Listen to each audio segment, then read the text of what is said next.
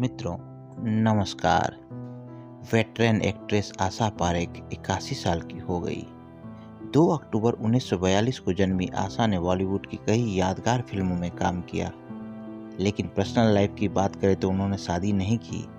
Film maker Nasir Hussain के साथ उनके अफेयर की सुर्खियां जरूर बटोरी थी, लेकिन दोनों का प्यार शादी तक नहीं पहुंच पाया।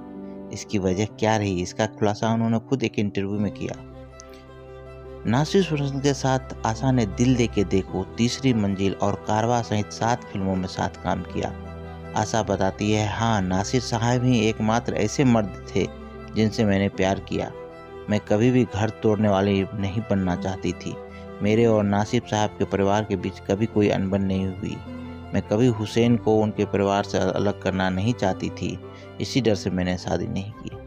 नासिर की बात करें तो आशा से प्यार में पड़ने के दौरान वो शादीशुदा थे और 2 बच्चों के पिता थे। उनका जिक्र आशा ने अपनी बायोग्राफी द हिट गर्ल में किया है। ये बायोग्राफी खालिद मोहम्मद ने लिखी थी, जो कि 2017 में पब्लिश की गई थी। इस किताब की लॉन्चिंग पर आशा ने कहा था, मेरे जीवन में जो लोग मायने रखते हैं, अगर उनका जिक्र मैं अपनी आत्मकथा में ना करूँ तो फिर इसे लिखने का कोई अर्थ ही नहीं है। शायद ऊपर वाले ने मेरी जोड़ी नहीं बनाई। आशा ने आगे लिखा है, मेरा मानना है कि शादियाँ ऊपर से तय होती है और शायद इस मामले में भगवान को मेरी जोड़ी बनाना ही भूल गए। मेरी शादी का संयोग ही नहीं था, इसलिए मेरी शादी नहीं हुई। मेरी माँ चाहती थी कि मेरी शादी किसी तरह हो जाए। शादी के लिए प्रपोजल आए थे, लेकिन कुछ जमा नहीं। मम्मी को किसी ने कहा कि इसकी शादी मत करना, फिर भी उन्होंने बहुत कोशिश की, लेकिन वाकई में ऐसा ही हुआ। किसी ने प्रिडिक्ट किया था कि शादी करेंगे तो ये टिकेगी नहीं। मम्मी भी विश्वास नहीं करती थी, इसलिए कहती थी कि ऐसा नहीं हो सकता है। उन्होंने काफ़ी कोशिश की थी कि मेरी शादी हो जाए। मेरा मानना है कि शादी होने से ज़्यादा ज़रूरी है अच्छा शादी होना। सिर्फ शादी का टैग लगाने के लिए मैं शादी नहीं करना चाहती थी। आशा पारेख को हिंदी सिनेमा की जुबली गर्ल कहा जाता था। जाहिर है, आशा पारेख ने लगातार कई हिट फिल्में दी थी, तभी उन्हें ये जुबली गर्ल का खिताब हासिल हुआ था। आशा जब अपने फिल्मी करियर की पीक भी थी तो कुछ लोगों ने उन्हें हिट गर्ल कहना शुरू कर दिया था, और शायद इसी वजह से आशा पारेख की बायोग्राफी का नाम द हिट गर्ल रखा गया। आइए जानते हैं आशा पारेख के जीवन से जुड़ी 10 अनसुनी कहानियाँ। पहली कहानी, आशा पारेख ने फिल्म बाप बेटी में बाल कलाकार के तौर पर पहली दफ़ा काम किया था। इनकी दूसरी फिल्म थी आसमान, और इस फिल्म में भी ये बाल कलाकार के तौर पर ही दिखी थी, और आसमान ही वो पहली फिल्म थी जिससे महान संगीतकार ओपी नैयर साहब का करियर भी शुरू हुआ था। वैसे तो ओपी नैयर साहब आसमान फिल्म से पहले भी फिल्म इंडस्ट्री में एक्टिव थे और फिल्मों का बैकग्राउंड म्यूजिक तैयार करते थे, लेकिन आसमान वो पहली फिल्म थी जिससे ओपी नैयर साहब as a independent music director introduce हुए थे।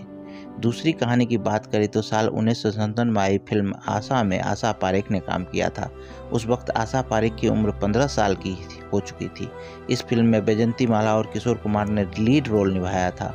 इस फिल्म का कुछ हिस्सा कलर टेक्नोलॉजी में भी शूट गया था, जो कि उस वक्त भारत में नई आई थी।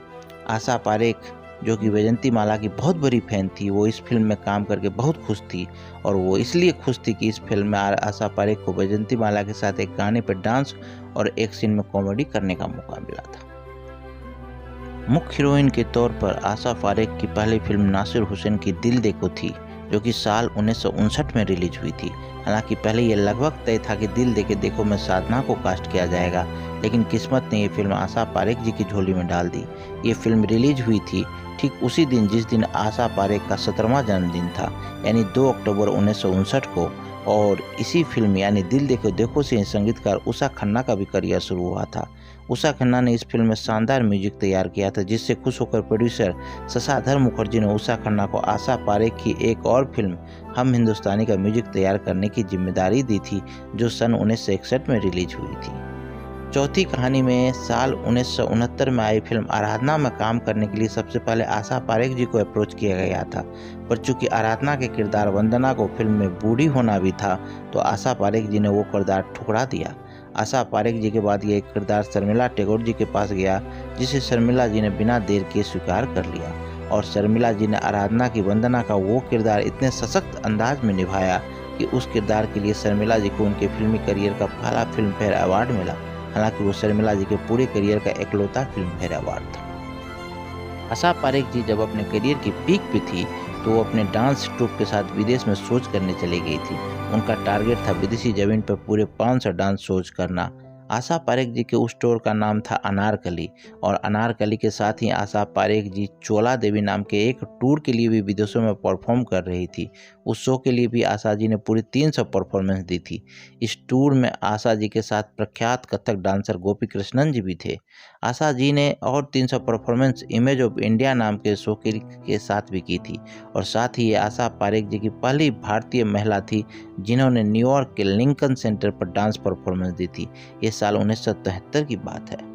आशा पारेख जी ने कभी भी दिलीप कुमार के साथ काम नहीं किया।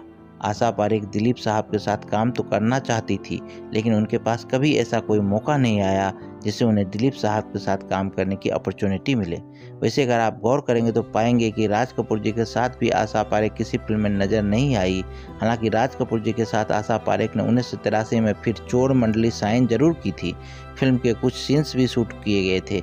इस फिल्म में अशोक कुमार, विनोद मेहरा और बिंदु भी थे, लेकिन वो फिल्म कभी रिलीज ही नहीं पाई। सातवीं कहानी में आशा पारेख जी की मां सलमा पारेख भारत छोड़ो आंदोलन का हिस्सा रही थी। जिस वक्त आशा पारेख जी अपने मां के गर्भ में ही थी, उस वक्त अक्सर इनकी मां सलमा पारेख आंदोलन की रैलियों में हिस्सा लेने जाया करती थी। एक दफा भारत छोड़ो आंदोलन की रैली में ही सलमा पारेख मौजूद थी कि आशा पारेख के चाचा यानी सलमा पारेख के देवर ने उन्हें वहां देख लिया। उन्होंने सोचा कि गर्भावस्था में सलमा पारेख का यहाँ होना सही नहीं है। उन्होंने सलमा पारेख से कहा कि आपके ससुर जी आपको बुला रहे हैं। ये सुनकर सलमा पारेख घर आ गई। देर बाद पता चला कि सलमा पारेख भारत छोड़ो आंदोलन के जिस जुलूस में शामिल थी, उसके अधिकतर लोगों को पुलिस ने गिरफ्तार कर लिया। यानी अगर उस दिन आशा पारेख के चाचा न होती तो सलमा पारेख भी गिरफ्तार हो जाती, और तब हिट गर्ल आशा पारेख जी का जन्म जेल में